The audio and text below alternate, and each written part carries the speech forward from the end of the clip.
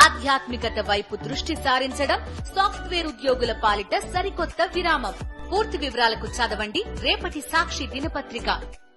నమస్కారం. లైవ్ షోకి స్వాగతం. అతిథుల పరిచయం శ్రీ ధారా గోపి గారు, సీనియర్ పాత్రికేయులు, ప్రముఖ విశ్లేషకులు. మల్లాది విష్ణు గారు, వైఎస్ఆర్ కాంగ్రెస్ పార్టీ సీనియర్ నేత, శాసనసభ మాజీ సభ్యులు. శ్రీ రఘునాథ్ బాబు గారు, భారతీయ జనతా పార్టీ సీనియర్ నేత, టొబాకో బోర్డు మాజీ చైర్మన్.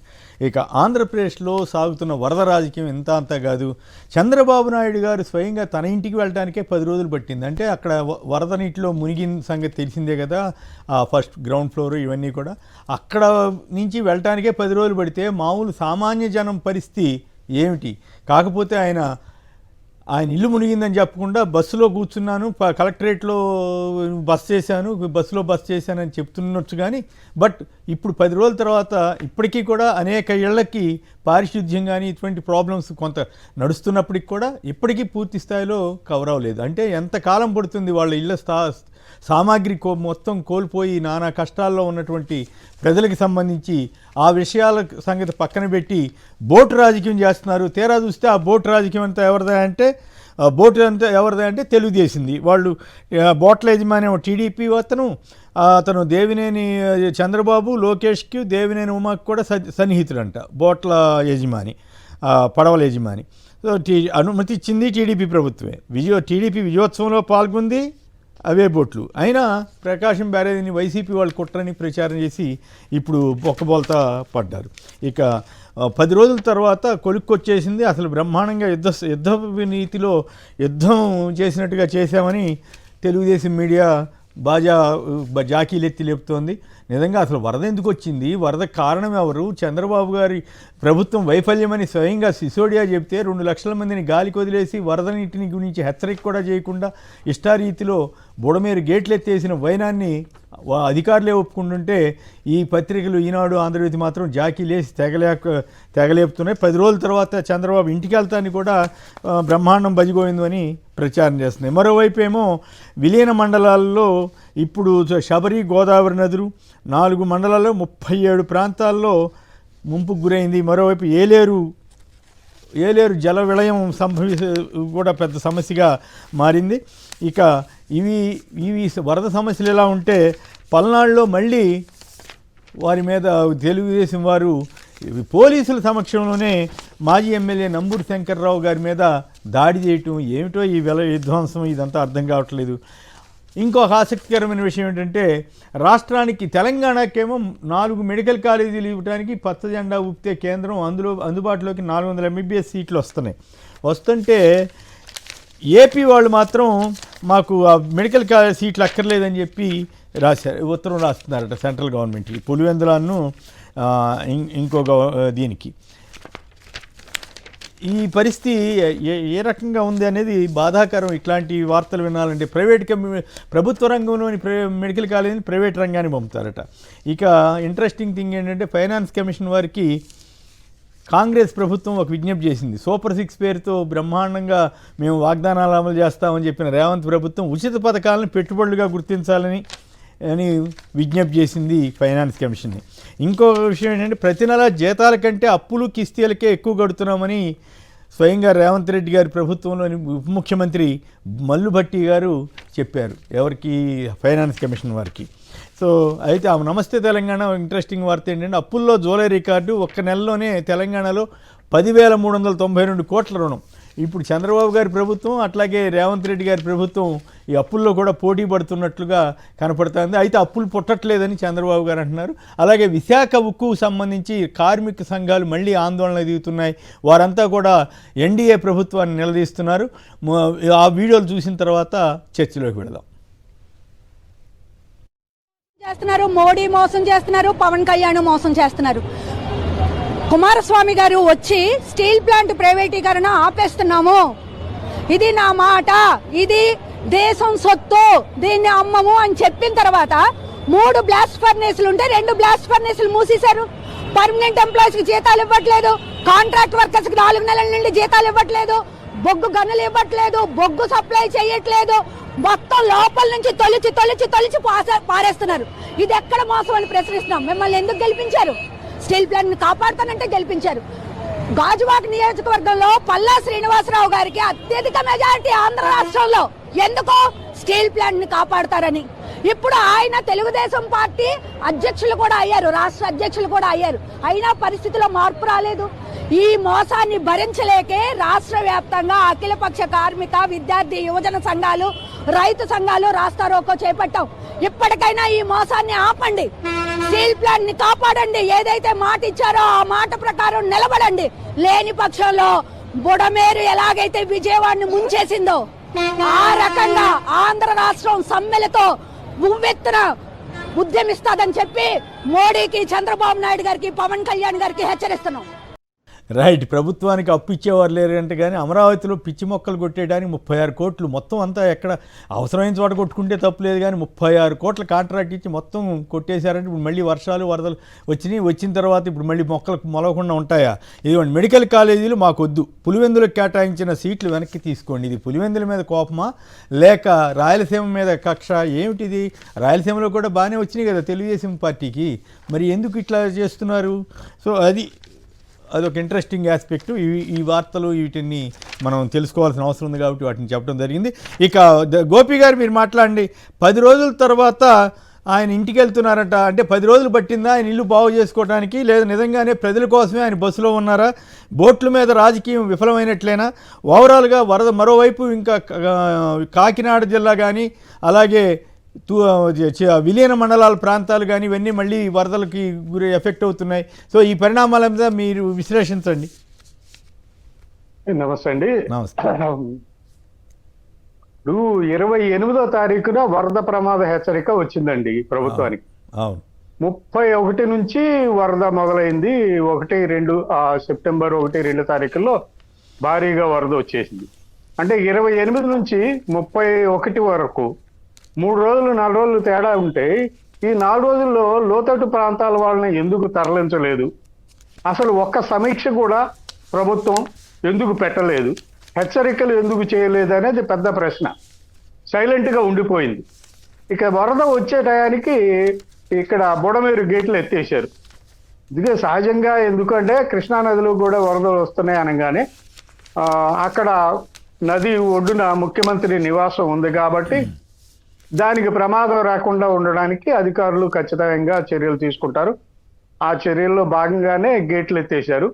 గేట్లు ఎత్తడంతో కృష్ణానది వరద కూడా బుడమేరు వరదలో కలిసేసింది. దాదాపు 3 చోట్ల బుడమేరు కట్ట బ్రీచ్ అయిపోయింది.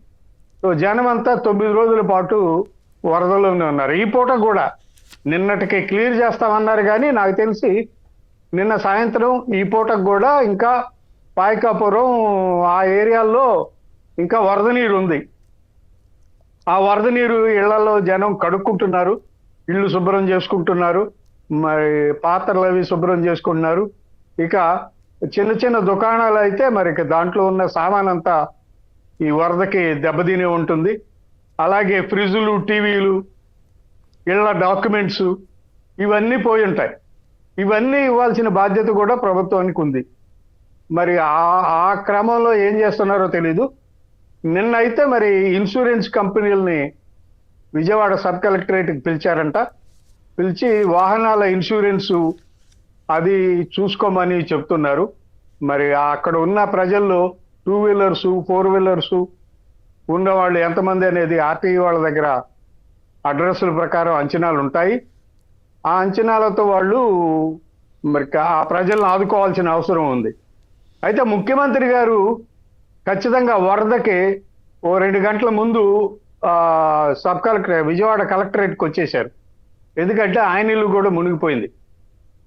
ఫస్ట్ ఫ్లోర్లోకి వరదలు వచ్చేసినాయి, ఆయన ఇల్లు మునిగిపోయింది. గ్రౌండ్ ఫ్లోర్లోకి వరదలు వచ్చినాయి. ఆ గ్రౌండ్ ఫ్లోర్లో ఉన్న సామాన్ అంతా తీసి ఫస్ట్ ఫ్లోర్ లో పెట్టారంట. కానీ అది చెప్పట్లేదు కదా. జనం కోసమే కలెక్టరేట్కి, అక్కడ 2 కిలోమీటర్ల దూరంలో ఉన్న కలెక్టరేట్కి అందుకే వచ్చాను, బస్సులోనే ఉన్నాను. అవును, బస్సులోనే ఈయన జరిపారు అని జాకీలు ఎత్తి లేపుతున్నాయి కదా ఈనాడు, ఆంధ్రజ్యోతి. అచ్చంగా అదే పనిలో ఉన్నాయి కదా. ఇంకో పక్కేమో బోట్ల రాజకీయం చేస్తున్నాయి. ఆ బోట్లు కూడా గతంలో కూడా 2020లో వరదలు వచ్చినప్పుడు కూడా ఒక బోట్ వచ్చి కొట్టుకొస్తే అది కూడా వైసీపీ వాళ్ళే చంద్రబాబు నివాసానికి దెబ్బతీయాలని వైసీపీ వాళ్ళు చేశారు అని చెప్పి అప్పుడు అన్నారు. అంటే ప్రతిపక్షంలో ఉన్నప్పుడు బోటు కొట్టుకొస్తే అధికార పక్షాందే బాధ్యత. ఇప్పుడు అధికారంలో ఉన్నప్పుడు 3 బోట్లు కొట్టుకొచ్చినా కూడా మళ్ళీ వైఎస్ఆర్ కాంగ్రెస్ దే బాధ్యత అని చెప్పి మాట్లాడుతున్నారు. నిన్న ఎక్కడో చూశాను నేను కూడా. బహుశా ఆ బోట్లలో ఒక బోటు విజయోత్సవ ర్యాలీలో పాల్గొంది. తెలుగుదేశం విజయోత్సవ ర్యాలీలో వెంకటాయపాలెం నుంచి ప్రకాశం బ్యారేజ్ వరకు విజయోత్సవ ర్యాలీ నిర్వహించారు కృష్ణా నదిలో. ఆ బోటు, అందులో ఒక బోట్ అయితే ఉంది. ఇప్పుడు ఎవరో ఉషాద్రి అనే ఒక అతన్ని పట్టుకున్నారంట. అతనేమో బోటు ఓనరు, అతను వైసీపీ నాయకులు తలశీల రంగరావుకి అనుచరుడు అని చెప్పి ప్రూవ్ చేయడానికి ట్రై చేస్తున్నారు. వైసీపీ తలశీల రంగరావుకి బంధువు అని ట్రై, వేరే పార్టీలలో ఎవరు ఒకరికి బంధువులుగా ఉండకూడదు అన్నమాట ఈ లెక్కన. అదే అట్లా చెప్పడానికి ప్రయత్నాలు చేస్తున్నారు. మరి అయితే అది ఎంతవరకు నిజం అవుతుంది, ఎంతవరకు కాదుగా. ఇప్పుడు చంద్రబాబు, లోకేష్, ఉమా, దేవినేని ఉమాకి సన్నిహితుడు అని వాళ్ళ బోట్లు కూడా కృష్ణానదిలో కనిపించినాయి కదా విజయోత్సవంలో. ఆ బోట్లు ఎప్పటి నుంచి ఉన్నాయి? ఆ విజయోత్సవంలోనే ఉన్నాయి ఈ బోట్లు కనిపించాయి. విజయోత్సవంలో ఆ బోట్లు కనిపించాయి. విజయోత్సవ ర్యాలీ వెంకటాయపాలెం నుంచి ప్రకాశం డైవర్షన్ పాలిటిక్స్ కదా. డైవర్షనేనండి, ఖచ్చితంగా డైవర్షన్ పాలిటిక్సే. ఇంకో పక్క అక్కడ ఏలేరు, కాకినాడ దగ్గర పిఠాపురం దగ్గర ఏలేరు కూడా చాలా పెద్ద ప్రమాద పరిస్థితి కనిపిస్తోంది. 13 ఊళ్ళు మరి అక్కడ రాకపోకలు బంద్ అయ్యాయంట. మరి నిన్న మొన్న ఇప్పుడు ఉప ముఖ్యమంత్రి గారు, స్థానిక శాసనసభ్యుడు పవన్ కళ్యాణ్ గారు వెళ్ళొచ్చిన తర్వాత ఇంకా వరద ఉధృతి పెరుగుతోంది. మరి అక్కడ దాన్ని అధికారులు ఏం చేస్తున్నారో చూడాల్సిన అవసరం. అంటే ఈ 100 రోజుల పాలనలో హింస, దౌర్జన్యాలు ఇవి వీటితో పాటు ప్రకృతి వైపరీత్యాలు, విజయవాడ ప్రజల మీద వరద వదిలిపెట్టడం, ఇప్పుడు అక్కడ ఏలేరు వరద ఏమిటి, ఇవన్నీ ఈ వైపరీత్యాలన్నీ ఏమిటి? చంద్రబాబు గారి పాలన అంతా ఈ రకంగా హింస, ఒకవైపు పల్నాడులో హింస చూసాం కదా నిన్న, అంత దౌర్జన్యంగా పోలీసుల సమక్షంలోనే కొట్టడం, అయినా చాలా బ్రహ్మాండంగా ఉందని వాళ్ళు ప్రచారం చేసుకోవటం. అదే అండి, అంటే ఈ టర్మ్ లో చంద్రబాబు నాయుడు వైలెన్స్ ని ఎక్కువ ప్రోత్సహిస్తున్నాడు. ఇంతకుముందు ఎప్పుడు చంద్రబాబు నాయుడు అట్లా వైలెన్స్ ని, ప్రతీకార రాజకీయాలని కోరుకోలే. ఇప్పుడు మాత్రం ఎందుకో వైలెన్స్ చేపిస్తున్నాడు. ఆ కార్యకర్తల్ని రెచ్చగొడుతున్నాడు, లేకపోతే రెచ్చిపోయే కార్యకర్తలు ఉంటే వాళ్ళకి అండగా నిలుస్తున్నారు. అది జరుగుతోంది. విజయవాడలో అంబేద్కర్ విగ్రహం మీద దాడి కానీ, వైఎస్ఆర్ పార్టీ నాయకుల మీద దాడి కానీ, జరుగుతున్న దాడులన్నీ కూడా రాయలసీమలో కానీ పల్నాడులో కానీ జరుగుతూ ఉన్నాయి. మొదటి నుంచి 100 రోజులుగా ఎలక్షన్ అయిన 2వ రోజు నుంచి మొదలైన దాడులు. చాలా చోట్ల గ్రామాల్లో వైఎస్ఆర్ కాంగ్రెస్ నాయకులు గ్రామాలు వదిలిపెట్టి వెళ్ళిపోయి బతకాల్సిన పరిస్థితి కనిపిస్తోంది. మరి ఇది ఎందుకు చేస్తున్నాడో చంద్రబాబు నాయుడు, ఇటువంటి రాజకీయం ఎప్పుడు గతంలో అయితే చేయలేదు ఆయన. మరి ఇప్పుడు ఎందుకు చేస్తున్నాడో తెలియడం లేదు. బహుశా రెడ్ బుక్ మహిమేమో, రెడ్ బుక్ పాలసీ ప్రకారం దాడులు, ప్రత్యర్థులపై దాడులు చేయాలి అనేది ఏదో పెట్టుకున్నట్టున్నారు. Right, okay. విష్ణు గారు చెప్పండి, ఏంటి విజయవాడలో పరిస్థితి ఎట్లా ఉంది? ఇప్పటికీ బాగానే కోలుకున్నట్లేనా? చంద్రబాబు గారు అయితే ఇల్లు అయితే కోలుకున్నట్లున్నారు. ఆయన 10 రోజులు పట్టింది ఆయన ఇంటికి వెళ్ళడానికి. మరి మామూలు సామాన్యుల పరిస్థితి ఏమిటి? ఒక్క నిమిషం, సుబ్బారావు గారు ఒంగోలు నుంచి. ఒక్క నిమిషం విష్ణు గారు. సుబ్బారావు గారు నమస్కారం, మాట్లాడండి. నమస్తే సార్. నమస్తే, చెప్పండి. చంద్రబాబు గారు ఇంటికి వెళ్ళడానికి 10 రోజులు పడితే సామాన్యుల పరిస్థితి ఏమిటి? ఆయన ఏమైనా పర్లేదు సార్, మెడికల్ సీట్లు 2000 సీట్లు పోతాయి సార్. టీడీపీ మేధావులు ఉన్నారు కదా, అవును, వారన్నా చెప్పకూడదు సార్. మానేస్తే వాటి అచ్చం వైసీపీ వాళ్ళు చేరరు కదా మెడికల్ కాలేజీలో. అవును, ఇప్పుడు తెలంగాణలోనేమో 4 మెడికల్ కాలేజీలు వస్తున్నాయంట కొత్తగా. ఏపీలోనేమో 17 కాలేజీలు వైఎస్ జగన్ గారు తీసుకొస్తే దాన్ని కాదని చెప్పి ఇప్పుడు పులివెందుల్లో కాలేజీ సీట్లన్నీ వెనక్కి ఇచ్చేస్తున్నారంట. ఇది దుర్మార్గం అనిపిస్తుంది. మరి ఏమిటో చూద్దాం. మేధావులన్నా సీఎం గారు చెప్పొద్దు. ఎవరు మేధావులు ఉన్నారు కదా సార్ ఆయన పక్కన. మేధావులు భజన చేయడానికే టైం చాలట్లేదు వాళ్ళకి. భజన చేయడానికే టైం చాలట్లేదు వాళ్ళకి. మనం ఏం చెప్తాం? రైట్, విష్ణు గారు మాట్లాడండి దయచేసి. విష్ణు గారు సార్, ఇప్పుడు నగరంలో వరద ముంపుకు గురైనటువంటి ప్రాంతాల్లో సాధారణ పరిస్థితి నెలకొనలేదు, రాలేదు. ఇంకా చాలా చోట్ల పారిశుధ్యము, నీళ్లు నిల్వ ఉండటము, అక్కడ ఉన్నటువంటి ఇంటర్నల్గా ఉన్నటువంటి ప్రజలకి సౌకర్యాలు మెరుగువంతం చేయటము ఇది చాలా ఇంకా ఇబ్బందికరంగా ఉంది. ఈ 10 రోజులు ఆయన విశాఖపట్నం వెళ్ళేదానికో లేకపోతే ఇంటికి పోయేదానికో ఈ 10 రోజులు చాలా బాగా చేశారు, అంతా రెక్టిఫై అయిపోయింది, ఏం ప్రాబ్లం లేదు, అధికారులందరికీ ధన్యవాదాలు, వైసీపీ ఏమో ఇట్లా చేసింది అని చెప్పి ఒక కార్యక్రమం పెట్టుకుని ఆయన చేతులు దులిపేసుకుని వెళ్ళిపోయేటటువంటి పరిస్థితి ఉంది. ఈ వరద బాధితులకు సంబంధించి ఇంకా స్టిల్ ఇప్పటికీ కూడా చాలా ఇబ్బంది, తాగునీటి ఇబ్బందిలో ఉన్నారు, పారిశుద్ధ్యం చాలా ఇబ్బందిగా ఉంది. ప్రధానంగా ఎన్యూమరేషన్ ఎక్కడ ఏ ఇళ్ళు నష్టపోయాయి, ఎక్కడెక్కడ ఎంతెంత నష్టం జరిగింది అని చెప్పని హడావుడిగా చేస్తున్నారు. నిన్న మొన్న ప్రారంభించారు, మొన్న కుదరలేదు, నిన్న ఒక్కరోజు చేశారు, ఈ రోజు సాయంత్రంతో క్లోజ్ చేయాలని చెప్పని అంటున్నారు. ఇది చాలా విచిత్రంగా ఉంది. ఎందుకంటే ఒక 70-80 వేల ఇళ్లకు పైగా అన్నీ కూడా మునిగిపోయి ఉన్నాయి. దాని అంతా కూడా ఇంటింటిది వెళ్ళాలి, టీంలంతా కూడా పోయి వాళ్ళకి ఏమి ఇబ్బంది కలిగింది, వాళ్ళకి ఏమి నష్టం కలిగింది అని చెప్పని అందరి దగ్గర సమాచారం తీసుకుని క్రోడీకరించుకుని ప్రభుత్వం దృష్టి పెట్టాలి. అలాంటిది ఈ రోజు సాయంత్రంతో ఎన్యూమరేషన్ క్లోజ్ చేయడం అని చెప్పడం అంటే దాన్ని తీవ్రత మనం అర్థం చేసుకోవచ్చు.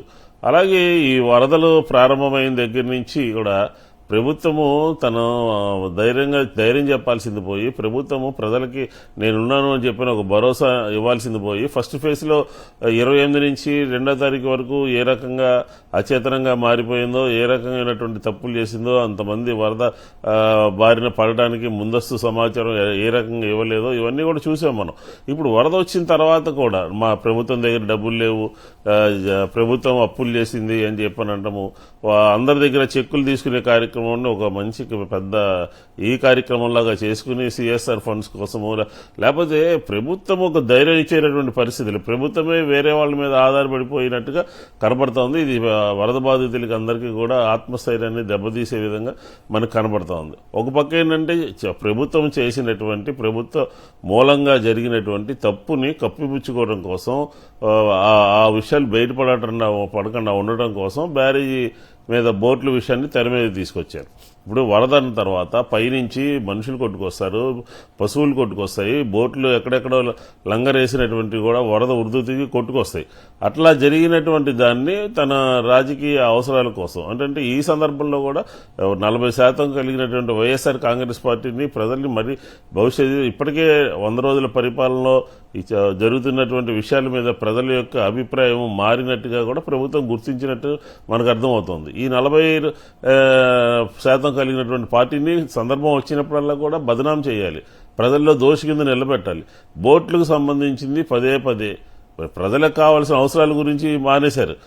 17 టన్నుల బరువు ఉంది, 30 టన్నుల బరువు ఉంది, గుద్దేవాళ్ళు 1,00,000 మంది జనాలు చనిపోయారు. జనాలు ఒక రకంగా భయపెట్టి నమ్మించేటటువంటి పరిస్థితికి మంత్రుల దగ్గర నుంచి ప్రభుత్వం అంతా కూడా, యంత్రాంగం అంతా కూడా ఆ పని మీదే ఉంది. నేను ఒకటే అడుగుతా ఉన్నాను, ఈ రోజు నిన్న వాళ్ళిద్దరి మీద కేసు నమోదు చేశారు. ఈ బోట్లకు సంబంధించినటువంటి వాళ్ళందరూ కూడా బార్న్ టీడీపీ గొల్లపూడి గ్రామంలో, అందులో ఒక అతను బీసీ సంబంధించినటువంటి సామాజిక వర్గానికి సంబంధించినటువంటి నేత. వాళ్ళకి ఏమీ తెలియకుండా తెలుగుదేశం వాళ్ళే ఆశ్చర్యపోతున్నారు. ఆ గొల్లపూడిలో ఏదో రాజకీయం ఇంత దౌర్భాగ్యంగా ఉంటుందా, ఇంత నీచంగా ఉంటుందా, తెలుగుదేశానికి సంబంధించిన వాళ్ళని పట్టుకెళ్లి వైసీపీ వాళ్ళని చెప్పి కేసు పెట్టి పంపించేటటువంటి దుస్థితికి దిగజారుతుందా అని ఎవరైతే స్ట్రాంగ్ టీడీపీగా అనేక సంవత్సరాలుగా గ్రామంలో ఉన్నారో వారందరూ కూడా ఆశ్చర్యపోతా ఉన్నారు. ఇది ఎక్కడ సంబంధించినటువంటి పద్ధతి అని చెప్పండి. వాళ్ళ అక్కడ లోకల్లో ఉన్నటువంటి వాళ్ళందరూ వాళ్ళ అధిష్టానానికి దగ్గర కూడా కంప్లైంట్ చేసినట్టున్నారు. తెలుగుదేశం వాళ్ళ మీద అన్యాయంగా వైసీపీ అని చెప్పని కేసు పెట్టారు. ఇది యాదృశ్యంగా జరిగినటువంటి సంఘటన అని చెప్పండి. కాబట్టి ఏంటంటే అది ఇందాక గోపి గారు అన్నట్టు అధికారంలో ఉన్నప్పుడేమో పడవను అడ్డం పెట్టి ఇల్లు ముంచడానికి చూశారని చెప్పినేమో అప్పుడు వాదించారు. ఇప్పుడేమో పడవల్ని పంపించి బ్యారేజీనే కూల్చేసి మొత్తం 1,00,000 మంది ఇబ్బంది పడేటట్టుగా చేసేయడానికి వైసీపీ ప్రయత్నం చేస్తుందని చెప్పి వైసీపీని తిడుతూ కాలక్షేపం చేయడం, వాళ్ళ పత్రికలన్నీ కూడా రాయటం, ఈ రకమైనటువంటి వ్యవహారం కొనసాగుతుంది. ఇప్పటికీ కూడా ప్రతి ఇంటి ముందు కూడా ఇంట్లో పనికిరాని సామాన్ అంతా కూడా గుట్టగా పడేసి ప్రతి ఒక్కళ్ళు ఇబ్బందులు పడుతున్నటువంటి పరిస్థితి. ఈరోజు 10 రోజులు అయినప్పటికీ అక్కడంతా కూడా పరిస్థితి సాధారణ స్థితికి చేరుకుందని చెప్పి మనం భావించాల్సినటువంటి పని లేదు. చాలా ఇబ్బందుల్లో ఉంది ప్రజానీకం అంతా కూడా. దానికి తగ్గట్టుగా 5-6 వేల మంది బయట ప్రాంతాల నుంచి పారిశుద్ధ్య కార్మికులు వచ్చారు అని చెప్తున్నారు. ఆ పారిశుద్ధ్య కార్మికులు ఎవరెవరు ఏ డివిజన్లో ఏ క్లస్టర్లో ఏ సచివాలయం పరిధిలో పనిచేయాలని ఒక డైరెక్షన్ లేకుండా ఇప్పటికీ కూడా పారిశుద్ధ్యం కోసం ప్రజలందరూ కూడా ఎదురు చూస్తూ ఉన్నారు. అలాగే ప్రజా ఆరోగ్యం కోసం క్యాంపులు పెట్టాలి. ఇలా చాలా లోటుపాట్లు ఉన్నాయి. దాన్ని రెక్టిఫై చేసుకోవాల్సిన అవసరం ఉంది. 10 రోజుల కాలం అయిపోయింది. ఏదో వైసీపీని తిరుగుతూ అక్కడక్కడ తిరుగుతూ ప్రచారం చేస్తూ జరిగినటువంటి 10 రోజుల కార్యక్రమంలో ప్రజలు పడ్డ బాధలు కానీ ప్రజలకి బాధలు పడటానికి చంద్రబాబు గారు 10 రోజుల తర్వాత ఇంటికి వెళ్తున్నాడంట. అంటే ఆయన ఇంటికి వెళ్ళడానికి 10 రోజులు పట్టిందా, లేకపోతే నిజంగానే ప్రజల కోసమే బస్సులో కూర్చున్నాడా? బస్సులో అక్కడికి ఇక్కడికి ఎంత దూరం ఉందని ఆయన అట్లా ఇది నడిపాడు కదా సార్. ఇప్పుడు వాళ్ళు ఏంటంటే అధికారులు చెప్పారు ఇలాగా మన ఇల్లు కూడా మునిగిపోతుందండి, వెళ్ళడానికి వీల్లేదు, డేంజరస్ సిచ్యుయేషన్ అని చెప్పని అప్పటికప్పుడు ఫ్లైట్ ఫిరాయించారు. ఈ వరద తీవ్రత తెలుసుకోకుండానే వరద ఎన్ని రోజులు ఉంటుంది ఏం చేయాలో తెలుసుకోకుండా నేను నా క్యాంపు కలెక్టర్ ఆఫీస్కి మార్చేశాను, ఈ రోజు నుంచి కలెక్టర్ ఆఫీస్లో ఉంటాను అన్నాడు. 10 రోజుల పాటు అక్కడ ఉండి మళ్ళీ ఇంటికి వెళ్తున్నప్పుడు 10 రోజులు అయిన సందర్భంలో మళ్ళీ బాజా భజంత్రీలతో 10 రోజులు బస్సులో ఉన్నారని చెప్పుకుంటూ వెళ్తా ఉన్నారు. సరే, ఇక ఆయన రాష్ట్రం విడిపోయినప్పుడు బస్సు 5 కోట్లు ఆయన అంటే 10 రోజుల పాటు 5 కోట్లు విలువ చేసే బస్సులో ఉండగలిగాడు. మామూలు జనానికేమో అసలు పరిస్థితి శిబిరాల్లోకి వెళ్ళే పరిస్థితి లేదు. ఎంత ఇబ్బంది పడలేదా? ఆ బస్సు అంటే ప్రతి ఒక్కళ్ళు ఏమనుకుంటారు అంటే డొక్కు బస్సులో ఉన్నారేమో అని అనుకుంటారు. అది డొక్కు బస్సు కాదు. ఆ బస్సు చాలా సౌకర్యాలతో చాలా లోపల సంబంధించినటువంటి విలాసవంతమైనటువంటి సౌకర్యాలు కలిగినటువంటి ఒక బస్సు అనమాట. అది ఆ బస్సులో పడుకుని ఆర్టీసీ డొక్కు బస్సులో పడుకుంటే చెప్పుకోవచ్చు. అలా కాదు కదా. కాబట్టి మనం ఏంటంటే ఆయన యొక్క ప్రచారము, ఆయన యొక్క మాటలు, ఆయన ఇతర పార్టీల మీద బలజల్లేటటువంటి కార్యక్రమం, అలాగే అడ్మినిస్ట్రేషన్ వైఫల్యము, ఈ వాటర్ మేనేజ్మెంట్లో పూర్తిగా ఫెయిల్ అయింది. బొడమేరు ఆక్రమణల గురించి బొడమేరు మట్టి తవ్వారని చెప్పి ఏదో ఒకటి బురజల్లే కార్యక్రమం ప్రభుత్వం చేతిలో ఉంది. బొడమేరు ఆక్రమణ తొలగిస్తారంటే కానీ కృష్ణ ఆక్రమణ తొలగించరా? అది అసలు ముందు ఆయన క్వశ్చన్ వేసుకుని ఆయనే క్వశ్చన్ వేసుకుని సమాధానం ప్రజలకు చెప్పాలి. నా దగ్గర నుంచి సామాన్య ప్రజల వరకు అందరూ ఒకటే, ఎక్కడ ఏదైనా కూడా మేము ఇది చేస్తామని చెప్పి ఆయన ముందు ప్రజలకి జాతికి ఒక సందేశం ఇచ్చి అప్పుడు ఆయన మొదలు పెట్టాల్సిన కార్యక్రమం ఉంది.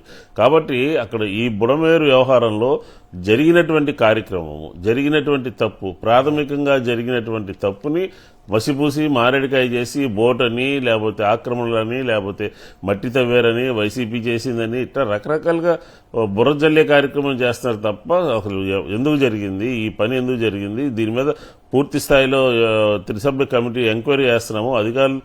అధికారులే తప్పని చెప్పని సిసోడియా ఒప్పుకున్న తర్వాత ఇంకా ఈ ప్రభుత్వానికి మాట్లాడేటటువంటి నైతిక హక్కు ఎందుకు ఉంటుంది? ఈ రెవెన్యూ యంత్రాంగానికి సంబంధించి ఈ విపత్తులకు సంబంధించి హైయెస్ట్ అథారిటీ ఎవరనంటే సిసోడియాని. ఆయనే చెప్పాడు, మేము సమాచారం ఉంది, మా అధికారులు సమాచారం తెలుసు ఇంత వరద వస్తుందని, కాబట్టి గేట్లు ఎత్తుతారని. కాబట్టి ఏంటంటే ఇదంతా సమగ్రంగా విచారణ చేయాలి. సమగ్రంగా విచారణ చేసేటటువంటి పరిస్థితిలో ప్రభుత్వం లేదు.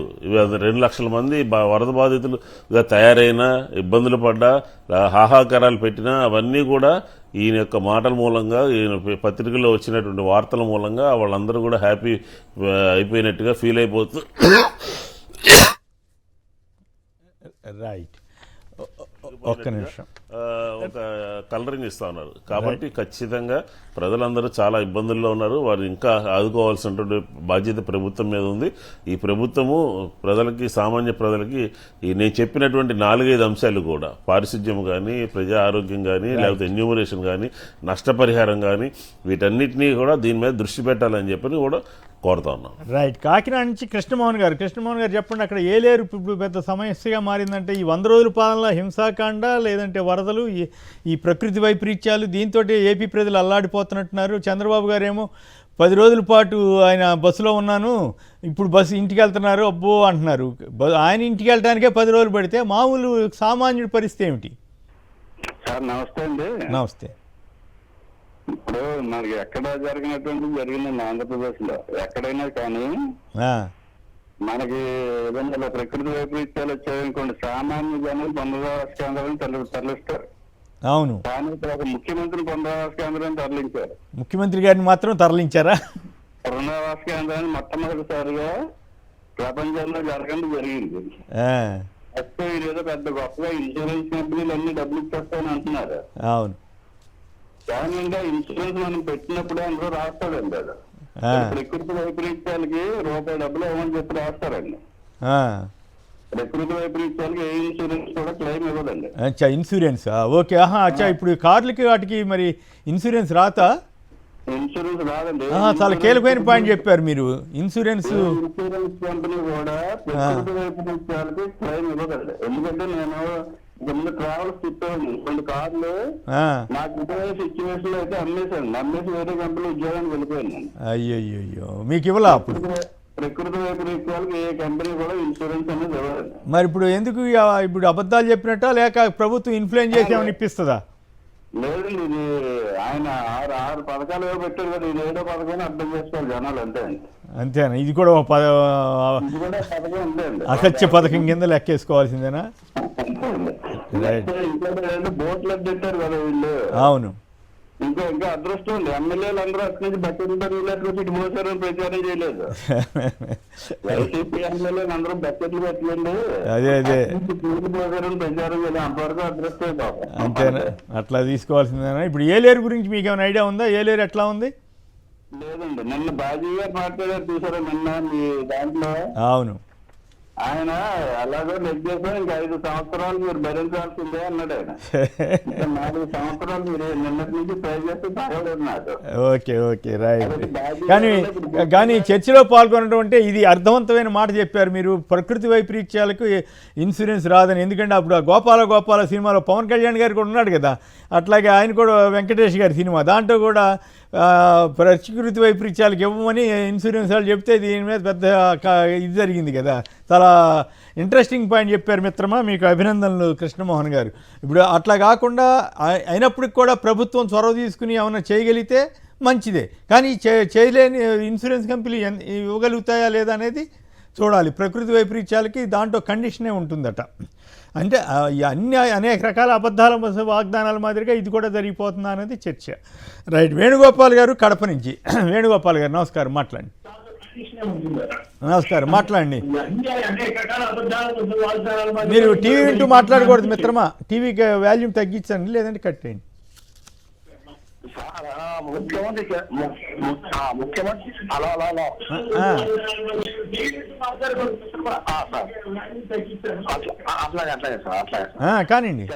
చంద్రబాబు నాయుడు గారికి సార్ ఈ అతను అమరావతి మీద ఉంది ఇంట్రెస్ట్ ప్రజల మీద లేదు. కారణం ఏంటంటే అతను జైల్లో ఒక రోజు ఉంటే మాత్రము ఆ జైలు అంతా ఏదో నాశనం అయిపోయినట్టు, ఆయన శరీరం మీద పోయినట్లు ఆయన చేసే పద్ధతులు బాగాలేదు సార్. కదా ఒక రోజు జైలు ఉంటేనే ఏసీలు డీసీలు అన్ని పెట్టాలరే, ప్రజలు 10 రోజుల నుంచి కుళ్ళిపోతారా? ప్రజలు ఈ రోజులు పట్టించుకుంటా ఉన్నారా? వాళ్ళు తిన్నారా లేదా, పిల్ల జల్ల ఉన్నారా, ఇంతమంది ఉన్నా కదా వాళ్ళకి ఏమైనా సాయం చేస్తానే ఒక రీతిలో ఒక పద్ధతి ఏమైనా ఉందా?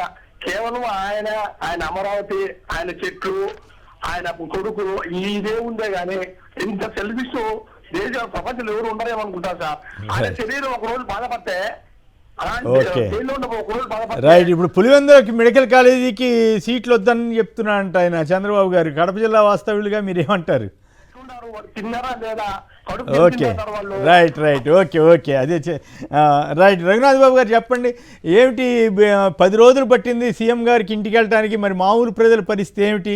బోట్ల రాజకీయం ఈ గోళ, మీరు కూడా ఆ ప్రాంతం వాసే కదా, మీకేమనిపిస్తూ ఉంది? మీకు గోపి గారికి, మల్లాది గారికి అందరికి కూడా నమస్కారం. ఇప్పుడు ఈ వరదలు, ఇటువంటి విపత్తులు ఎవరికైనా ప్రకృతి వైపరీత్యాలు ఎవరికైనా బాధాకరం, అందరికీ నష్టదాయకం. నేను ఎన్నోసార్లు చెప్తుంటాను, ఇటువంటి సమయాల్లో అందరూ అన్ని పార్టీలు రాజకీయాలకు అతీతంగా ఇది ఎవరు తప్పు అని ఎంచుకోవడంతో వాళ్ళ సమస్య కాదు. అవి తర్వాత ఎప్పుడో తీరిక రాజకీయాలు చేసుకోవచ్చు. కానీ ఈ ఇటువంటి పరిస్థితుల్లో ఏ విధంగా సహాయం చేయాలి, ఏ విధంగా నార్మల్సీ తిరిగి రెస్టోర్ చేయాలి, సాధారణ పరిస్థితి తీసుకురావాలి అనే దాని మీద ఎక్కువ దృష్టి ఉండాలి. కానీ దురదృష్టవశాత్తు నాకు గుర్తు 2014 ముందు కాంగ్రెస్ ప్రభుత్వం ఉంది. కాంగ్రెస్ అంటే మాకు పూర్తి వ్యతిరేకం దేశవ్యాప్తంగా. అయినా కానీ అప్పట్లో కొంత ఆల్ పార్టీ మీటింగ్స్ పెట్టి అన్ని చర్చించేవారు ముఖ్యమైన అంశాలు. కానీ ఆ తర్వాత వైసీపీ అయినా టీడీపీ అయినా ఎవరైనా కానీ ఆ ఆల్ పార్టీ మీటింగ్స్ అనేది తీసేశారు. చర్చ అనేది లేదు. ఎందుకంటే ఒకసారి చర్చించుకుంటే అప్పుడు ఎవరు తప్పు ఎవరిది రైటు ఏదో ఒకటి ప్రజలకి తెలుస్తుంది. అందరూ మంచి సలహాలు ఇస్తారు. ముఖ్యంగా ఈ విజయవాడ ఈ ప్రాంతంలో మరి మల్లాది విష్ణు గారి కాన్స్టిట్యున్సీ ఎక్కువ భాగం, ప్లస్ ఆవిడ అంతా కమ్యూనిస్టులు ఒప్పుడు బలంగా ఉన్న ఇది ఆల్ పార్టీలో వాళ్ళు కూడా ఎన్నో సూచనలు ఇవ్వగలిగేవాడు. కాబట్టి అటువంటి అంటే తాడావుళ్ళు ఆల్ పార్టీ మీటింగ్లు పెట్టి చేయమని నేను అంటలా. కానీ యాటిట్యూడ్ ఇక్కడ నీ హయాంలో ఆ తప్పు జరిగటం వల్ల ఇది జరిగింది, లేకపోతే నీ హయాంలో ఇది జరిగింది, ఆ గేట్లు ఎత్తలేదు, లేకపోతే ఈ గేట్లు మూసేశారు. సబ్జెక్ట్ ఏమో సామాన్యులకి అంత తేలికత్వం అయ్యేది కాదు. ఈ మీడియాలో ఏది వచ్చిందో అదే నమ్మాల్సి వస్తుంది. ఎవరికి వాళ్ళకి అనుకూల మీడియాలు మాట్లాడుకోవడం తప్పితే నిష్పక్షపాతమైన మీడియాలు చాలా తక్కువ ఉన్నాయి. సరే ఏది ఏమైనప్పటికీ ఇక్కడ ఎక్కువ పబ్లిసిటీ దీనికోసం మన రాష్ట్రంలో ఈ రకంగా జరుగుతుంది. అంటే రఘునాథ్ బాబు గారు మీ స్వరం చాలా మార్పు వచ్చింది, మా అర్థం చేసుకోగలం. ఎందుకంటే మీరు దాంట్లో భాగస్వామి కాబట్టి. ఇప్పుడు ప్రచార ఆర్భాటం ఎవరు ఎక్కువ చేస్తున్నారు, చంద్రబాబు గారైనా కాదా? ఆయన బస్సులో ఉండాల్సిన అవసరం ఏమైనా ఉందా? పక్కనే ఇల్లు ఉంటే ఇల్లు మునిగిపోయిందా లేదా? బురమేరులో ఆక్రమణ తొలగించడానికి ముందుగా ఆయన ఇల్లుని అక్కడి నుంచి ఖాళీ చేయాల్సిన అవసరం ఉందా లేదా? ఆయన ఇల్లు మునిగిపోయిందని పరోక్షంగా ఆయనే చెప్పారు. ఎందుకంటే ఎవరో సందర్భంలో ఆయన అన్నారు, నా ఇంట్లోకి నీళ్ళు వచ్చినాయి అని అంటున్నారు. వస్తాయి నీళ్లు రాకుండా ఉంటాయా అన్నారు. అంటే అది మనం అర్థం చేసుకోవాలి, ఆయన ఇల్లు కూడా మునిగిపోయింది అని నాకైతే అర్థమైంది, చెప్తున్నాను. కానీ అక్కడ ఆయన ఉండటం అనేది అది ఒక పెద్ద సబ్జెక్టు. ఎందుకంటే అప్పట్లో దేవినేని ఉమామహేశ్వరరావు గారు అలా బోట్లలో వెళ్ళి ప్రసారాలు కూడా తీసుకెళ్ళి ఇక్కడ ఇళ్ళు ఉండకూడదు నోటీసులు ఇస్తామని అంటాం. దాని తర్వాత వచ్చినాక అది ఆగటం, ఇక అది ఒక సబ్జెక్టు. తర్వాత 5 ఏళ్ళు వైసీపీ ప్రభుత్వం ఉన్న మరి కోర్టుల్లో తెచ్చుకొని ఇంకోటి తెచ్చుకొని దాన్ని కంటిన్యూ చేస్తున్నారు. నాకు అప్పుడప్పుడు అనిపిస్తున్నాయి, హైదరాబాద్లో ఈ హైడ్రా వాళ్ళు ఎలా కొట్టేస్తున్నారు, ఇక్కడ ఎలా ఆగిపోయింది. మరి 5 ఏళ్ళు వైసీపీ కూడా ఉంది కదా, అప్పుడు కూడా ఆ ఇళ్ళు అట్లాగే ఉన్నాయి కదా, అక్కడ నివాసాలు ఉన్నాయి, అన్ని జరుగుతూనే ఉన్నాయి. అప్పుడు మీరంతా విధ్వంసం అని చెప్పి ప్రచారం చేశారు కదా, ఆక్రమణలు కొడితే విధ్వంసం అని ప్రచారం చేశారు కదా. ఆక్రమణలు లేకపోతే నదీ గర్భాల్లో కొడితే తీసేయాలంటే కూడా విధ్వంసం ఇంకే ఉంది అని మీరు వ్యక్తిగతంగా మీరు ఎప్పుడు అట్లా మాట్లాడలేదు. కానీ చంద్రబాబుకు భజన చేసే బీజేపీ నేతలు చాలామంది మాట్లాడారు కదా. మా పార్టీకి కూడా అక్కడ స్థలం ఇస్తే గంగరాజు గారు ఇచ్చారు. అవును, ఇస్తే అప్పట్లో వెంకయ్యనాయుడు గారు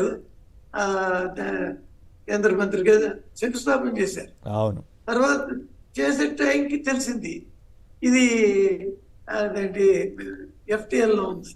అవును, అప్పుడు ఆ శంకుస్థాపనలోనే చెప్పారు ఆయన, ఇది పర్మిషన్లు అన్ని పూర్తిగా వస్తేనే కన్స్ట్రక్షన్ చేయండి, బట్ ఎటువంటి ఇబ్బంది ఉన్నా చేయొద్దు అని. చివరికి దాన్ని మేము వాడుకోలేదు, అక్కడ బిల్డింగ్ కట్టలేదు. కరెక్ట్. అంతవరకు అభినందనీయమే. ఊరికే చెప్తున్నా. అవును, అది కానీ ఏది ఏమైనా ఇప్పుడు ఎందుకు చంద్రబాబు గారిని మీరు ఎవరు అండి, మీరు కాస్త బెటరు, మీరు కాస్త బెటరు, కాస్త ఈ మాత్రం అన్నా మాట్లాడారు. చాలామంది నేతలు ఇంకేముందని చంద్రబాబు గారిని ఆకాశానికి ఎత్తే పనిలో ఉన్నారు. మీరు కానీ పవన్ కళ్యాణ్ కానీ అచ్చంగా అదే పనిలో ఉన్నారు. అయ్యా ముందు మీరు ఖాళీ చేయండి, అప్పుడు మిగతా ఆక్రమణల మీద ఒక నైతికంగా హక్కు ఉంటుందని ఇప్పుడు ఇందాక గోపి గారు లేకపోతే విష్ణు గారు చెప్పారు కదా. అట్లా ఎందుకు చెప్పలేకపోతోంది బీజేపీ? అంత బలహీనంగా ఎందుకు అయిపోయింది? ఎందుకు ఖాళీ చేయండి అంటే అది నేనే అదే మాట నేను అడుగుతున్నా. 5 ఏళ్ళు వైసీపీ అధికారంలో ఉన్నప్పుడు ఎందుకు చేయలేకపోయారు? వాళ్ళు రేవంత్ రెడ్డి ఎలా చేయగలుగుతున్నాడు హైదరాబాద్లో? అట్లా మీరు అన్యాయంగా మాట్లాడమండి. వైసీపీ ప్రభుత్వం నోటీస్ ఇచ్చింది, నోటీస్ ఇచ్చిన తర్వాత స్టేలు వచ్చినాయి, తర్వాత మీ దగ్గుబాటి పురంధరేశ్వరి గారు కూడా ప్రజావేదికను కూలుస్తారా ఆక్రమణ అయితే మాత్రం అని ఆవిడ కూడా ప్రచారం చేశారు. మీలాంటి కొద్దిమంది హేతుబద్ధంగా మాట్లాడారు తప్ప మీ వాళ్ళు చాలామంది అరాచకంగా మాట్లాడారు. మీ కన్నా లక్ష్మణ్ గారు అప్పుడు బీజేపీలోనే ఉండేవాడు కదా. సో ఇవన్నీ జరిగినాయి. ఇప్పుడు పాయింట్ ఏంటంటే ఇప్పుడు మీరు చంద్రబాబు గారికి ఏం సలహా ఇస్తారు? ఆ దిక్కుమాలిన బోట్ల రాజకీయం మానుకుని ఇల్లు ఖాళీ చేసి వెళ్ళిపోయి ప్రజలకు ఆదర్శంగా ఉండమని చెబుతారా, లేదా ఆయన తప్ప మిగతా వాళ్ళు ఇల్లు కోల్చండి అని చెబుతారా? నేను చూశాను బోట్ల విషయంలో కూడా, ముఖ్యంగా కొల్లు రవీంద్ర గారు ఆయన కొంచెం డీటెయిల్డ్ గానే మాట్లాడారు. రైట్. కుమార్ గారు దేవీనగర్ విజయవాడ నుంచి మాట్లాడుతున్నారు. కుమార్ గారు నమస్కారం, మాట్లాడండి. సార్ మా దేవినగర్ లో డ్రైనేజ్ ఇంతవరకు క్లియర్ అవ్వలేదు సార్. ఇళ్లలోకి వెళ్తాం సార్ డ్రైనేజ్ అంతా. ఎన్ని కంప్లైంట్ ఇచ్చినా కూడా ఎవరు పట్టించుకోలేదండి. మొత్తం అంతా అయిపోయింది, 10 రోజులు యుద్ధం చేసాము, అంతా బ్రహ్మాండం అని చెబుతున్నారుగా. అండి చంద్రబాబు మధురానగర్ వస్తాడు, ఆ బ్రిడ్జ్ మీద 2 కాసేపు ఉంటాడు, చేతులు తెస్తాడు, వెళ్ళిపోతాడు. ఆయన రాడు. అక్కడ డ్రైనేజ్ ఇళ్లలో గడిపోతుందండి. ఇళ్లలో ఉంది డ్రైనేజ్. అయ్యయ్యో. ఇప్పుడు సింగనగర్ కంప్లైంట్ ఇస్తే వెహికల్స్ లేవండి. ఏం చేయమంటారు? మమ్మల్ని ఏం చేయమంటారండి? ఎదురు మాకు సమాధానం చెప్తున్నారండి. ఓకే, వరద వచ్చినప్పుడేమో హెచ్చరిక ఎందుకు చేయలేదంటే వచ్చిన ఖాళీ చేయలే అని చెప్పి చేయలేదని సిసోడియా గారు చెబుతున్నారు. వరద వస్తుందని మాకు తెలుసు. సార్ డ్రైనేజ్ ఇళ్లలోకి వస్తే చెప్పండి సార్, భయంకరమైన పరిస్థితి, భయంకరమైన పరిస్థితి. అవును అవును, భోజనం చేయలేకపోతున్నాం సార్. అబ్బా చాలా. ఇంకా మాకు వాటర్ ఉంది దేవినగర్ లో, రైల్వే బ్రిడ్జి కింద. మొత్తం అంతా అయిపోయినట్టు ఈనాడు ఆంధ్రజ్యోతి వారు మొత్తం అంతా అయిపోయినట్టు ప్రచారం చేస్తున్నారు సార్. మీతో మాట్లాడాను, ఈనాడు ఆంధ్రజ్యోతికి, టీవీ నేను అందరికీ చెప్తాను, రండి సార్ మా ఏరియా. ఒక్కడు రాలేదు సార్.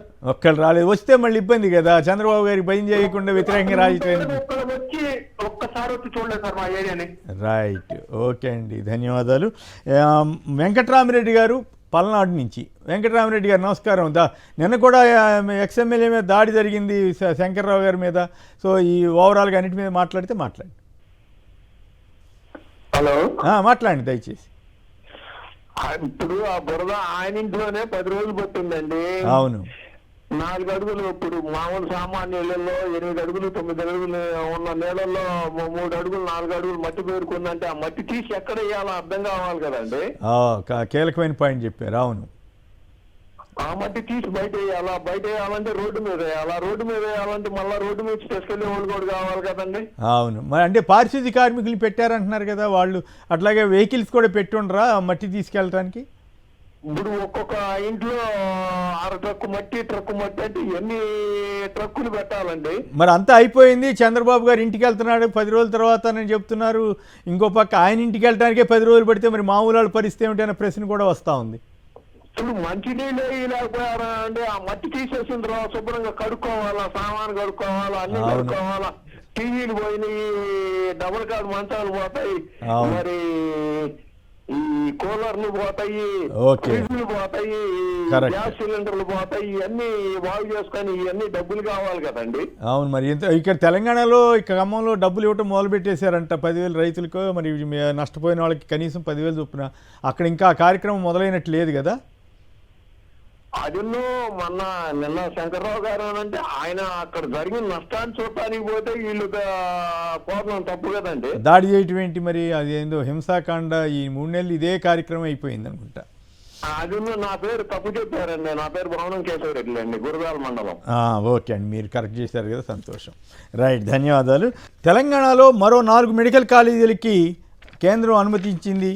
కానీ ఏపీలో 17 కాలేజీలకి ఆయన జగన్ గారు చేసిన ప్రయత్నం 5 కాలేజీలు ఆల్రెడీ స్టార్ట్ చేశారు. మరో 5 కాలేజీలకి మొత్తం నిర్మాణ కార్యక్రమాలు ఇవన్నీ జరుగుతూ ఉంటే ఇప్పుడు అధికారంలోకి వచ్చిన చంద్రబాబు గారి ప్రభుత్వం పులివెందుల మెడికల్ కాలేజీకి కేంద్రం శాంక్షన్ చేసిన, నేషనల్ మెడికల్ కౌన్సిల్ శాంక్షన్ చేసిన 50 సీట్లని వెనక్కి తీసుకోమని ఉత్తరం రాసింది. ఇది ఎట్లా దుర్మార్గంగా చూడాలా లేకపోతే పద్ధతిగానే చూడాలా? ఏమిటి అసలు? ప్రభుత్వ పరంగా నడుపుదాం అనుకున్న జగన్ గారిని అంటే పేదలకు కూడా ఉపయోగపడే రీతిలో, మెరిట్కి అవకాశం వచ్చే రీతిలో ఆయన ప్రయత్నాలు చేస్తే ఇప్పుడు దానికి గండి కొట్టేలాగా చంద్రబాబు గారి ప్రభుత్వం ఎందుకు ప్రయత్నం చేస్తుంది? గోపి గారు. సార్, అది జగన్మోహన్ రెడ్డి 17 మెడికల్ కాలేజీల నిర్మాణాన్ని స్టార్ట్ చేశారు ఒకేసారి. 17 మెడికల్ కాలేజీలు అంటే 17 ప్రభుత్వ ఆసుపత్రులు ఉంటాయి. ప్రతి మెడికల్ కాలేజీకి ఒక ఆసుపత్రి. అంటే వైద్యం, ప్రభుత్వ వైద్యం ప్రజలకు చాలా దగ్గరగా వెళ్ళినట్టు లెక్క. దీంట్లో జగన్మోహన్ రెడ్డి గారి హయాంలో 5 కాలేజీలు వచ్చేసినాయి. ఇప్పుడు ఈ సంవత్సరం ఇంకో 5 కాలేజీలు రావాలి. అందులో పులివెందుల, పాడేరు ఈ 2 కాలేజీలకి ఈ సంవత్సరం నేషనల్ మెడికల్ కౌన్సిల్ పర్మిషన్ ఇచ్చింది. 50 సీట్లు, ఒక్కొక్క దాంట్లో 50 సీట్లు చొప్పున. మరి అయితే అయితే ప్రభుత్వం రాగానే ఈ మెడికల్ కాలేజీల మీద ఒక నిర్ణయం తీసుకుందండి.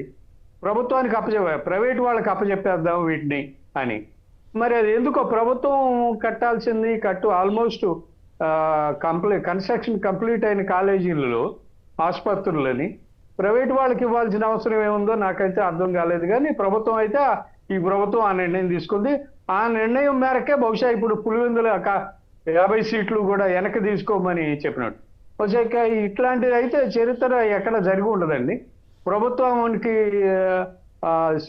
పర్మిషన్ ఇచ్చి సీట్లు కూడా కేటాయించాక మాకు వద్దు అని ప్రభుత్వం చెప్పడం, దాన్ని మరి ప్రైవేట్కి ఇవ్వాలని చెప్పడం, మరి రాయలసీమ వాసుడు ఆలోచించాలి. ఇది రాయలసీమలో ఎందుకు ప్రభుత్వం మెడికల్ కాలేజీ వద్దు అంటున్నారు ఈ ప్రభుత్వం అనేది రేపు ఓట్లు వేసిన వాళ్ళు కూడా చూసుకోవాల్సిన అవసరం. రైట్. విష్ణు గారు. సార్, ఇప్పుడు మనం అధికారంలోకి వచ్చిన తర్వాత కొత్త ఆలోచనలు చేయాల్సిన పని లేదు. వైఎస్ఆర్ కాంగ్రెస్ తెలుగుదేశానికి లేదనమాట. వైఎస్ఆర్ కాంగ్రెస్ పార్టీ చేసినటువంటి పనుల్ని కొనసాగిస్తూ ఉంటే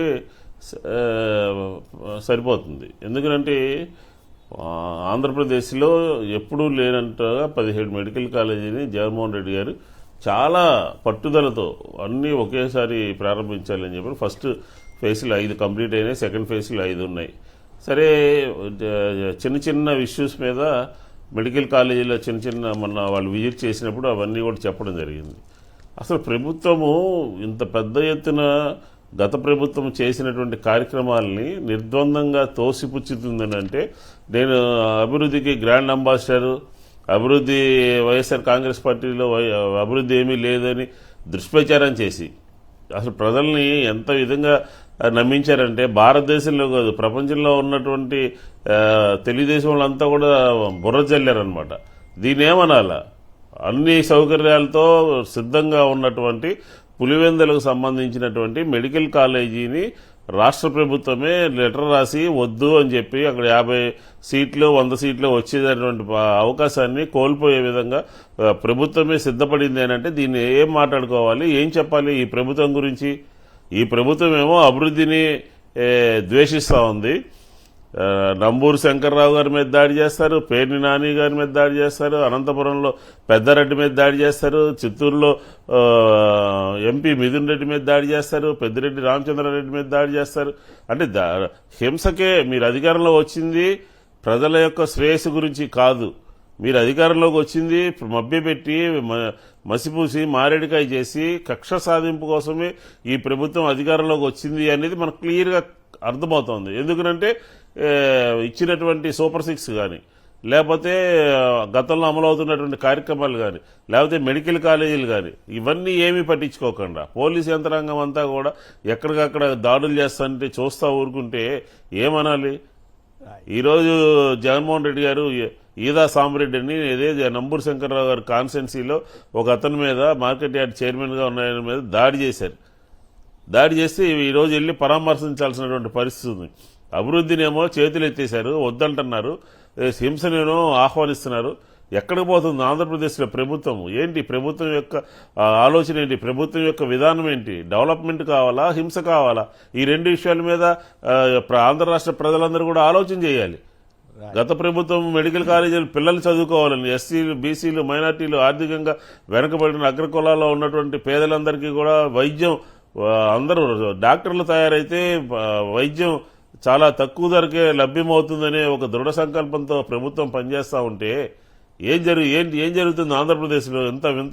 ఇంత భయంకరమైనటువంటి ప్రభుత్వం ఆలోచనలు ఉంటే ఏం చెప్పాలి, ఏం చేయాలి? జగన్మోహన్ రెడ్డి గారు ముందు చూపుతో ఆలోచన చేస్తే బురద చల్లారు.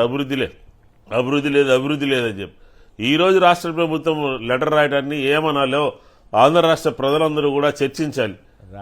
చర్చించాల్సిన అవసరం. రైట్. శంకర్రావు గారు, హనుమాన్ జంక్షన్. శంకర్రావు గారు నమస్కారం, మాట్లాడండి. నమస్తే అండి. ప్యానెల్లో ఉన్న వాళ్ళందరికీ కూడా నమస్తే అండి. మాట్లాడండి. విషయం సార్, 2004 ముందు వరకు కూడా పిల్లలందరినీ కూడా 10th క్లాస్ అవగానే ఇంటర్మీడియట్ అని, డిగ్రీ అని, ఐటీఐ అని చేసి పంపించేసేవాళ్ళు. 2004 తర్వాత అప్పటికి ఇంజనీరింగ్ చదవాలంటే అమ్మో మనమా ఇంజనీరింగ్ అనుకున్నాం. 2004 రాజశేఖర రెడ్డి గారు వచ్చి ఫీజు రింబర్స్మెంట్ ఇవన్నీ పెట్టిన తర్వాత మనలాంటి వాళ్ళం కూడా ఇంజనీరింగ్ చదువుకోవచ్చా అనే భావనలో పిల్లలు అక్కడి నుంచి ఇంజనీరింగ్ చదవటం మొదలు పెట్టారు సార్. మన జగన్మోహన్ రెడ్డి గారు వచ్చిన తర్వాత ఈ మెడికల్ కాలేజీలు, ఇప్పుడు నేను ఆ టైంలో నేను చదువుకొని వచ్చాను. ఇప్పుడు నా పిల్లలు 7వ తరగతి 6వ తరగతి 7వ తరగతి చదువుతున్నారు. మొన్న ఆయన 17 మెడికల్ కాలేజీలు తీసుకొస్తే అయ్యో భవిష్యత్తులో నా పిల్లలు కూడా మెడిసిన్ చదవచ్చు అనే భావన కలిగింది. కాకపోతే మరి ఈయన ఇన్ని తీసుకొచ్చారు, అమ్మఒడి అని, మెడికల్ కాలేజీలు అని ఇవన్నీ తీసుకొచ్చారు. మరి జీవోలు బలంగా చేయలేదో ఏం జరిగిందో ఏంటో, మరి ఈయన తీసుకెళ్లి మళ్ళీ ప్రైవేట్ లో చేయటం అనేది చాలా దురదృష్టకరమైన విషయం, చాలా బాధాకరమైన. పులివెందుల మెడికల్ కాలేజీకి 50 సీట్లు కేంద్రం మంజూరు చేస్తే, ఎన్ఎంసీ నేషనల్ మెడికల్ కౌన్సిల్ మంజూరు చేస్తే అవి అక్కర్లేదని ఉత్తరం రాశారు. ఇప్పుడు ఒక చిన్న మాట చెప్తాను సార్. ఒకప్పుడు గుంటూరు హాస్పిటల్కి వెళ్ళాలన్నా, విజయవాడ హాస్పిటల్కి వెళ్ళాలన్నా మీరు చంద్రబాబు నాయుడు గారి హయాంలో చూసి ఉండొచ్చు. పిల్లల్ని ఎలికల కొరికి చనిపోయిన రోజులు ఉన్నాయి. కానీ ఈ రోజున ఎవరినైనా ఏ బృందం, కేంద్ర బృందం అయినా, రాష్ట్ర బృందం అయినా, పక్క రాష్ట్ర బృందం అయినా ఎవరినైనా తీసుకురండి, విజయవాడ హాస్పిటల్కి తీసుకెళ్ళండి. నీట్ గా చాలా చోట్ల చాలా. నిన్న లాస్ట్ 2022లో మా బ్రదర్ చనిపోయారండి, కిడ్నీలు ప్రాబ్లం అయ్యి. నెఫ్రాలజీ డిపార్ట్మెంట్ అంటే ప్రైవేట్ హాస్పిటల్స్ కూడా సరిపోవు సార్, అంత బాగా ఎంత బాగున్నాయి అంటే. Eluru government hospital with medical college అయింది ఇప్పుడు. ఒకప్పుడు పక్కన అంటే అదంతా అభివృద్ధి కాదని చెప్పారు కదా ఈనాడు, ఆంధ్రజ్యోతి, చంద్రబాబు. ఇప్పుడు మాలాంటి కార్యకర్తలు మేము ఎంత చెప్పుకున్నా కూడా జగన్మోహన్ రెడ్డి గారు నోటమ్మటి రాకపోయేటప్పుడు మాకు చెప్పుకోలేక, మాకు చేత కాక, మాకు చెప్పుకోలేక జనాల్లోకి వెళ్ళాలి. కానీ లబ్ధి పొందిన వాళ్ళ మనసులో మాత్రం అలా స్థిరస్థాయిగా ఉండిపోతారు సార్. ఏలూరు గవర్నమెంట్ హాస్పిటల్కి వెళ్ళండి సార్, ఈ రోజున Eluru government hospital with medical college. మాకు ఇంత ముందు ఏదన్నా ప్రాబ్లం వచ్చిందంటే ఆశ్రమ హాస్పిటల్.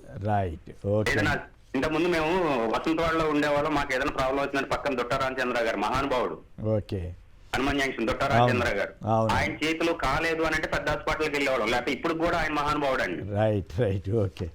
రైట్. అంబటి రామకృష్ణ యాదవ్ గారు, కాంగ్రెస్ పార్టీ అధికార ప్రతినిధి. రామకృష్ణ గారు మాట్లాడండి. నమస్కారం. కొమ్మినేని గారు నమస్కారం సార్, మీకు ప్యానెల్ లో ఉన్న పెద్దలకి. ఓకే సార్, ఇప్పుడు మీరు గత ఎలక్షన్ ముందు, అంటే ఎలక్షన్ ముందు అని కాదు కానీ వైఎస్ఆర్సీపీ ప్రభుత్వం జీవో నెంబర్ 107, 108 తీసుకొచ్చినప్పుడు అందరం కూడా తీవ్రంగా వ్యతిరేకించడం జరిగింది.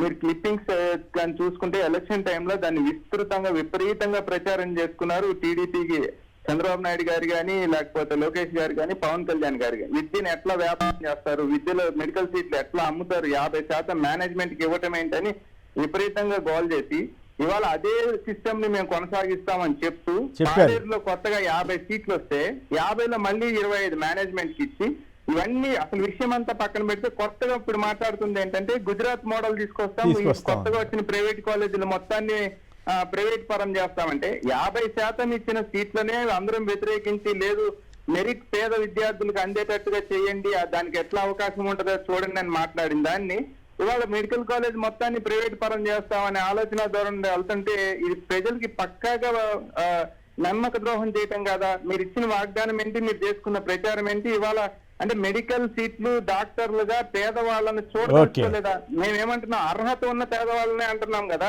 మెరిట్ వచ్చి వాడు దాంట్లో ఎంట్రన్స్ రాగలిగిన పేదవాడే అంటున్నాం. వాడికి అవకాశం లేకుండా చేస్తున్నారంటే పేదవాళ్ళని విద్యకు దూరం చేస్తుంది కదా ఈ ప్రభుత్వం, కూటమి ప్రభుత్వం. పవన్ కళ్యాణ్ గారు చాలా వాక్యాలు చాలా అద్భుతంగా చెప్తారు. ఇవాళ చంద్రబాబు నాయుడుతో పవన్ కళ్యాణ్ గారు చర్చించి ఈ విషయం పైన ఖచ్చితంగా నిర్ణయం తీసుకోవాలని కాంగ్రెస్ పార్టీగా మేము కోరుతా ఉన్నాం. జీవో నెంబర్ 107, 108 మెడికల్ అడ్మిషన్స్ సంబంధించి రద్దు చేయాలని కాంగ్రెస్ పార్టీగా డిమాండ్ చేస్తా ఉన్నాం. రైట్. ఈ ముక్క మీ షర్మిల గారితో కూడా చెప్పించండి, ఆవిడ అచ్చంగా చంద్రబాబు గారి భజనలో తరిస్తున్నట్టున్నారు కదా. Right, okay. మన రఘునాథ్ బాబు గారు చెప్పండి, ఏమిటి మెడికల్ కాలేజీల ఇష్యూ? ఇప్పుడు కేంద్ర ప్రభుత్వం ప్రతి దేశంలో ప్రతి జిల్లాకు కూడా ఒక మెడికల్ కాలేజీ ఉండాలి అనేటువంటి దీనిలో భాగంగా మన రాష్ట్రానికి అడిగిన మేరకు 17 మెడికల్ కాలేజీలు ఇవ్వటం జరిగింది. అవి వివిధ దశల్లో నిర్మాణాల్లో ఉన్నాయి, కొన్ని ఫంక్షన్లు ఉన్నాయి. కానీ నాకు ఇప్పటికే ఆశ్చర్యం, ఇప్పుడు పులివెందులలో ఒక 50 సీట్లు క్యాన్సిల్ చేస్తే ఫర్ ఎగ్జాంపుల్, అయ్యో ఆ పులివెందుల ఆ ప్రాంతం పిల్లలకి వచ్చే సీట్లే కాదు కదా, అవి ఎక్కడ వాళ్ళకైనా వచ్చే అవకాశం ఉంటుంది, విజయవాడ వాళ్ళకి వస్తాయి, లేకపోతే గుంటూరు వాళ్ళకి వస్తాయి కదా. కానీ మరి దాని వల్ల ఏమి సాధించాలో అంటే ఏంటో తెలియదు. మరి అక్కడ ఫెసిలిటీస్ లేవట. మరి కాదుగా, మీరు పార్టీ పరంగా మీరు కూడా గట్టిగా డిమాండ్ చేయగలిగితే బాగుంటుంది. కానీ మీరు తప్ప కాస్త ఈ మాత్రాన మాట్లాడినందుకు మీకు అభినందనలు, ప్రజల కోసం మాట్లాడినందుకు. కానీ మీ పార్టీ నాయకులు చాలామంది బ్రహ్మాండం భజగోయింది అని భజన చేయడానికే టైం సరిపోవట్లేదు కదా వాళ్ళకి చంద్రబాబు గారి మీద. పవన్ కళ్యాణ్ గారు సరే ఆయన పూర్తిగా లొంగిపోయినట్లు మాట్లాడుతున్నాడు ఆయన. అది ఇప్పుడు మొన్నటిదాకా విశాఖ ఉక్కు మీద ఏం మాట్లాడారు చంద్రబాబు గారు, పవన్ కళ్యాణ్ గారు. మరి ఇప్పుడు కార్మిక సంఘాలన్నీ ఎందుకు ఆందోళన చేస్తున్నాయి? మీరేమో వాళ్ళతోటి పార్ట్నర్షిప్, మరి తమాషా రాజకీయం చేస్తున్నారు. విషయంలో డెఫినెట్ గా అది ప్రైవేటైజేషన్ అంటే, ఇప్పుడు ప్రైవేటైజేషన్ అంటే దాన్ని భూతంలాగా చూడకూడదు. అబ్బా, మరి చంద్రబాబు గారికి పవన్ కళ్యాణ్ గారు ఎట్ట తిట్టారు మరి ఆ రోజుల్లో? జగన్ ఉంటే జగనే ప్రైవేటైజేషన్కి అనుకూలంగా మాట్లాడుతున్నాడు అది అని అబద్ధాలు ప్రచారం చేసినప్పుడు మీరు ఎవరు ఖండించలేదే? అభివృద్ధి చెందుతుంది. ఓకే, సరే, ఈసారి మళ్ళీ దాని మీద సపరేట్గా చర్చ పెట్టుకుందాం. ఒక్క నిమిషం లైన్లో ఉండండి. మరొకరు సురేష్ గారు విజయవాడ నుంచి. సురేష్ గారు నమస్కారం, మాట్లాడండి. నమస్కారం కొమ్మనేని గారు. నమస్కారం, మాట్లాడండి. ఇక్కడ 3 విషయాలు నేను మాట్లాడదలుచుకున్నాను సార్. ప్లీజ్. ఒకటి విజయవాడ వరద గురించి, కానీ మొదలు పెట్టండి, టైం తక్కువ. విజయవాడ వరద, అక్కడ శాసనసభ్యులు, మాజీ శాసనసభ్యులు మల్లారి విష్ణు గారు ఉన్నారు. అవును. వారి పాలనా హయాంలో ఎన్నిసార్లు రిటర్నింగ్ వాళ్ళు కట్టక ముందు ఎన్నిసార్లు వరద వచ్చింది కృష్ణా నదికి, అవును, ఎన్నిసార్లు ఏ రకంగా చేశారనేది వారికి తెలుసు. చెప్పండి ప్రజలకి, అక్కడున్న ప్రజలకు కూడా తెలుసు. అవును.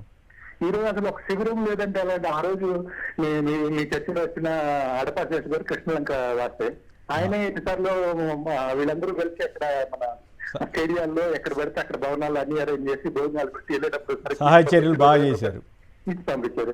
ఇది నేను అనేది ప్రజలంతా గుడి వాడని వీళ్ళు అనుకుంటున్నారా, లేకపోతే ఎందుకంటే ఏమో ఆంధ్రజ్యోతి వాళ్ళు రాస్తున్నారు కదా, చంద్రబాబు గారు చెబుతున్నారు కదా, యుద్ధం లాగా చేశారు, బ్రహ్మాండంగా అయిపోయింది, అసలు విజయవాడ అంతా మారిపోయినట్టు చెబుతున్నారు కదా.